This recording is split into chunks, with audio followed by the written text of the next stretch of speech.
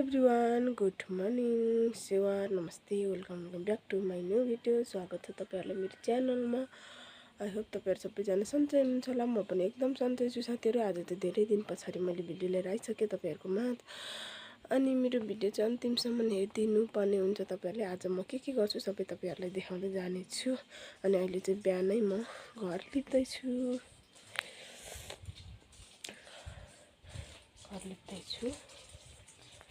कति यो देब्रेले चाहिँ म देखाउन नजान्ने रहेछु।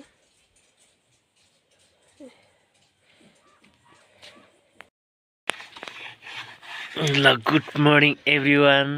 मेरो बुढी चेन्जो घर लिप्दैछ। अब म चाहिँ उसको बुढो गुनगुनाउँदैछ बिहान पख चिसो भयो भनेर। अब सिमेन्ट प्लास्टर हान्दिनु पर्ने अरे यहाँनिर।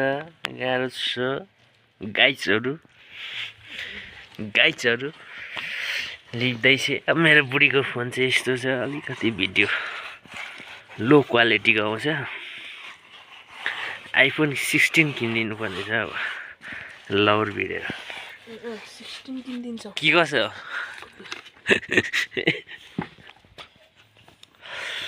गाह्रो छ बुढीलाई बिहान बिहान चिसोमा।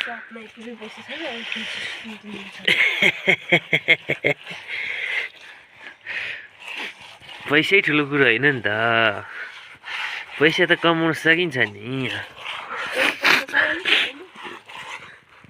कमाउन सकिन्छ नि। हातखुट्टा चलेकै छैन। यस्तैमा डिस्कसन छ। पैसा छैन अरे बुढीलाई, पैसा चाहियो अरे। ल फेरि पैसाको भोगी।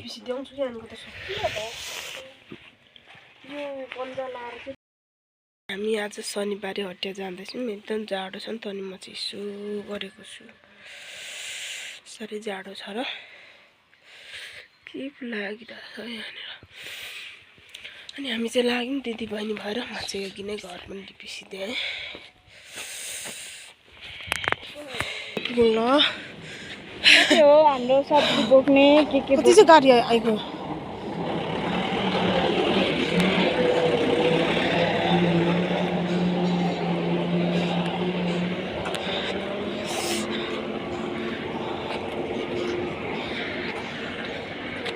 कति चाहिँ म त सोल्टी जस्तो लाग्यो। म पनि कति चाहिँ राम्रो हेरी पठाएँ सोल्टी जस्तो। कति चाहिँ त्यस्तो गाडी पर्यो। यो चाहिँ हाम्रो सागसब्जी बोक्ने झोला। तर यो झोलामा चाहिँ कति सागसब्जी किन्नु हुँदो रहेछ हेर्नु यत्रो।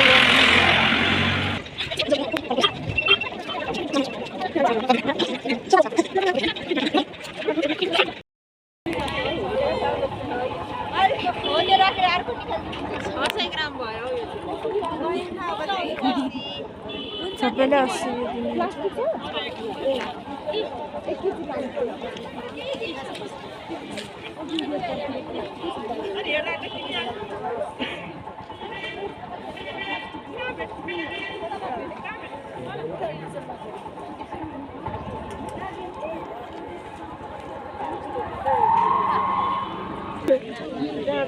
त्यसको भाग छ 75 होइन। अरू लानु सुपहरू छ, धनिया छ त्यहाँ। 100 रुपियाँ फ्याक्रो मिला के हुन्छ।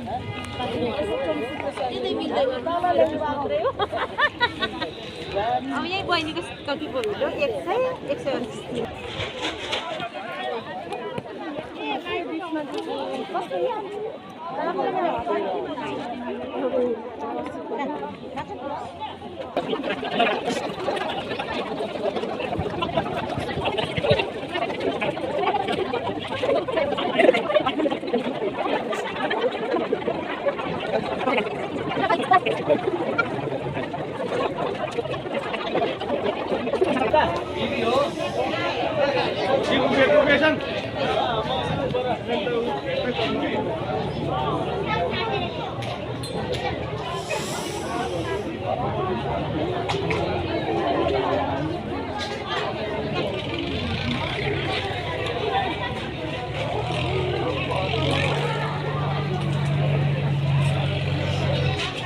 तेरिका यो भ्लगरले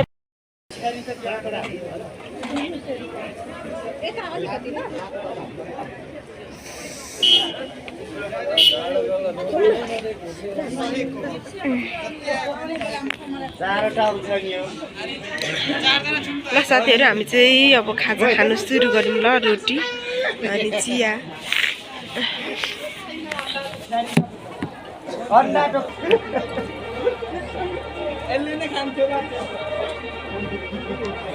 मेरो बुवाले कतै काठमाडौँको थियो अरे म गर्ने अनि बोल्थ्यो अरे छोरी मोर के बेला सुशीलाको पालो बेसरी हप्काइदियो अरे त्यहाँदेखि त बन्द बोल्नै छोडी अरे अस्ति हिजोअस्ति लाउरेसँग के गर्ने रोटी हाम्रो दुईटा दिन छिटो न साथीहरू एकदम जाडो छ हामी चाहिँ बजार हटिया निस्केर पनि फर्किसक्यौँ सामानहरू किनेर यस्तो छ यो चाहिँ के हो भन्दा झ्याउ नि झ्याउ भन्छ हामी चाहिँ याङबेन पनि भन्छौँ चाहिँ यतिलाई अरे 1500 1400-1500 अरे बल्ल बल्ल हामी 1500मा ल्यायौँ 1400मा ल्यायौँ अनि यहाँनिर सब्जीहरू बोकेको छु अनि बहिनीले पनि बोकिरहेछ अनि त्यो दुध खान्छन् र पल्लो खोरमा लगाउँदो रहेछ नि थुन्दिँदो रहेछ बाटो बुढी अघि खसेर 10 रुपियाँ भन्दै 5वटा बढी लगाइदियो भने भएको खोस्न दियो पो अरूहरूले त कहाँ दिन्छ र प्याज पनि दुईवटा हौ ठुल्ठुलो मेरो दिदीले चाहिँ यस्तो सामान बोक्नु भएको छ यतापट्टि चाहिँ तरकारी बोरामा चाहिँ याङबेन के अरे झ्याउ अनि मा चाहिँ मागी खाने जस्तो त्यो कुम्लो बोकेर चाहिँ कुदिनी राख्नु भएको छ हैन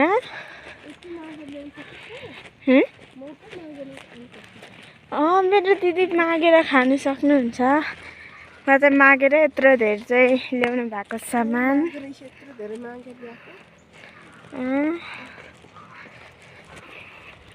यो झ्याउ चाहिँ कति महँगो छ 1400 हो यतिलाई खाँदियो नि त त्यति पनि हुँदैन अब तल उमै पुग्छ त्यही पनि बोरा चाहिँ एकदमै राम्रोमा दिएको छ क्या हेर्नु न यहाँ धुलोमा दिनुभयो नकिन्नु भने पनि आमा किन्नु साथीहरू हाम्रो चाहिँ आज के ल्यायौँ भने म देखाउँछु ल तपाईँहरूलाई यो चाहिँ चिया खानुलाई दुध पाउडर ल्याएको यो चाहिँ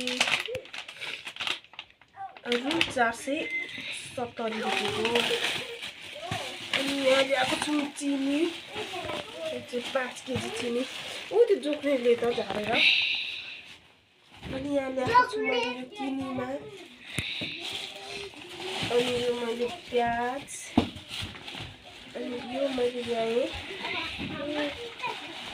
टमाटर यो ल्याएँ आलु यो चाहिँ नयाँ आलु जस्तै नै खनेको भर्खर अनि ल्याएँ त्यसको डाँटो खिचेर